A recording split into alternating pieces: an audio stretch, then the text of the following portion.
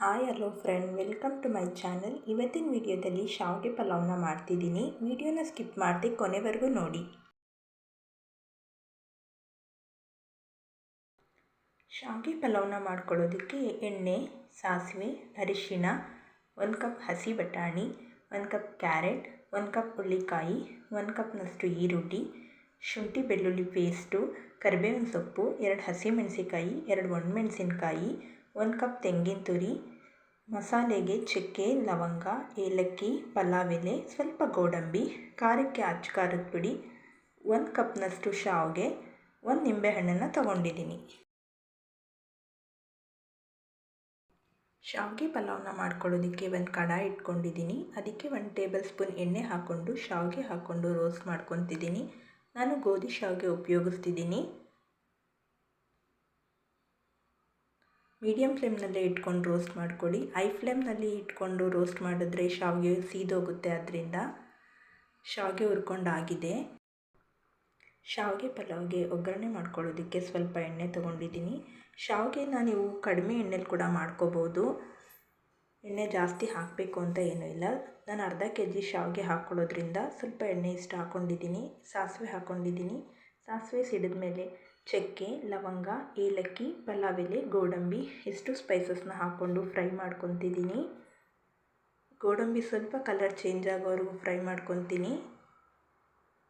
ಶುಂಠಿ ಬೆಳ್ಳುಳ್ಳಿ ಪೇಸ್ಟ್ ಹಾಕ್ಕೊಂಡಿದ್ದೀನಿ. ಕರಿಬೇವಿನ ಸೊಪ್ಪು, 2 ಒಣಮೆಣಸಿಕಾಯಿ, 2 ಹಸಿಮೆಣಸಿಕಾಯಿ, 2 ಕಟ್ ಮಾಡಿರೋವಂಥ ಈರುಳ್ಳಿ ಹಾಕ್ಕೊಂಡು ಫ್ರೈ ಮಾಡ್ಕೊತಿದ್ದೀನಿ.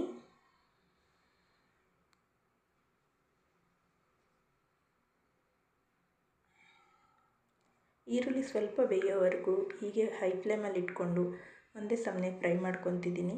ಬೇಗ ಹಾಕಬೇಕು ಅಂದಾಗ ಅಲ್ಲೇ ನಿಂತ್ಕೊಂಡು ಹೈ ಫ್ಲೇಮ್ ಇಟ್ಕೊಂಡು, ನಿಮಗೆ ಬೇಡ ಅನ್ನಿಸ್ದಾಗ ಲೋ ಫ್ಲೇಮ್ ಮಾಡಿಕೊಂಡು ಮಾಡೋದ್ರಿಂದ ಶಾವಿಗೆ ಪಲಾವ್ ತುಂಬಾ ಬೇಗ ಆಗುತ್ತೆ. ಈರುಳ್ಳಿ ಸ್ವಲ್ಪ ಸಾಫ್ಟಾಗಿದೆ. ಈಗ ಇದ್ರ ಜೊತೆನೇ 1 ಕಪ್ ಹಸಿ ಬಟಾಣಿ, 1 ಕಪ್ನಷ್ಟು ಹುಳ್ಳಿಕಾಯಿ, 1 ಕಪ್ನಷ್ಟು ಕಟ್ ಮಾಡಿರೋವಂಥ ಕ್ಯಾರೆಟ್ನು ಹಾಕ್ಕೊಂಡು ಈರುಳ್ಳಿ ಜೊತೆ ನೀಟಾಗಿ ಮಿಕ್ಸ್ ಮಾಡ್ಕೊತಿದ್ದೀನಿ.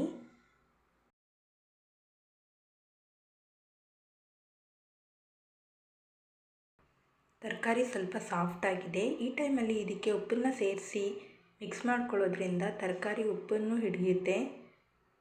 ಉಪ್ಪನ್ನು ಹಾಕ್ಕೊಂಡು ಅದಕ್ಕೆ ಸ್ವಲ್ಪ ಅರಿಶಿನ ಹಾಕ್ಕೊಂಡಿದ್ದೀನಿ. ಜೊತೆಗೆ ಖಾರಕ್ಕೆ ಸ್ವಲ್ಪ ಅಚ್ಚ ಖಾರದ ಪುಡಿನ ಸೇರಿಸ್ಕೊತಾ ಇದ್ದೀನಿ.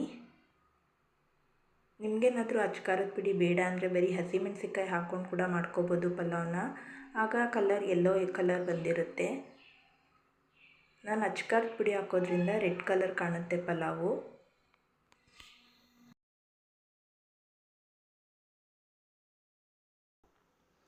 ತರಕಾರಿ ಎಲ್ಲ ಬೆಂದಿದೆ. ಈ ಟೈಮಲ್ಲಿ ಉಪ್ಪು ಖಾರ ಏನಾದರೂ ಕಡಿಮೆ ಇದ್ದರೆ ಸೇರಿಸ್ಕೋಬೋದು. ಟೊಮೆಟೊ ಇಷ್ಟಪಡೋರು ಸಣ್ಣದಾಗಿ ಕಟ್ ಮಾಡಿ ಟೊಮೆಟೊ ಕೂಡ ಸೇರಿಸ್ಕೋಬೋದು. ತರಕಾರಿ ಹಾಕಿದಾಗಲೇ ಟೊಮೆಟೊನ ಹಾಕೋಬೇಕಾಗುತ್ತೆ.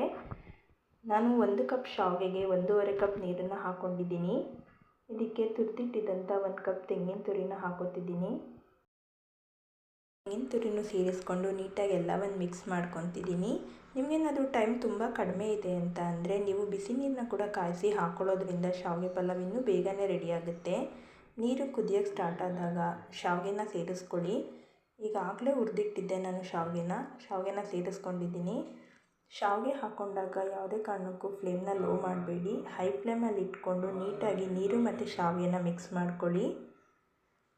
ನೀವೇನಾದರೂ ಲೋ ಫ್ಲೇಮಲ್ಲಿ ಇಟ್ಕೊಂಡು ಮಾಡಿದ್ರೆ ಶಾವಿಗೆ ತುಂಬ ಸಾಫ್ಟ್ ಆಗಿಬಿಡುತ್ತೆ, ಎಲ್ಲ ಅಂಟು ಥರ ಆಗಿಬಿಡುತ್ತೆ. ಹೈ ಫ್ಲೇಮಲ್ಲಿ ಇಟ್ಕೊಂಡು ನೀಟಾಗಿ ಮಿಕ್ಸ್ ಮಾಡ್ಕೊಳ್ಳೋದ್ರಿಂದ ಶಾವಿಗೆ ಪಲಾವ್ ತುಂಬ ಉದ್ರುದ್ರಾಗಿ ನೀಟಾಗಿ ಬರುತ್ತೆ.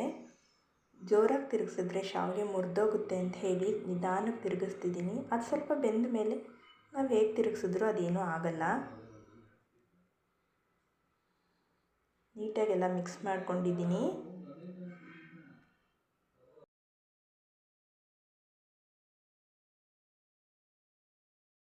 ಶಾವಿಗೆ ಸ್ವಲ್ಪ ದಪ್ಪ ಆಗಿದೆ. ಈಗ ಇದಕ್ಕೆ ನಿಂಬೆ ರಸನ ಸೇರಿಸ್ಕೊತಾ ಇದ್ದೀನಿ. ನೀರು ಸ್ವಲ್ಪ ಕಡಿಮೆ ಆಗಿದೆ. ಶಾವಿಗೆ ಎಲ್ಲ ಹೀರಿಕೊಂಡು ನಾನು ಅರ್ಧ ನಿಂಬೆಹಣ್ಣನ್ನು ಹಾಕ್ಕೊಂಡಿದ್ದೀನಿ. ಹುಳಿ ಇಷ್ಟಪಡೋರು 1 ನಿಂಬೆಹಣ್ಣು ಕೂಡ ಹಾಕ್ಕೋಬೋದು.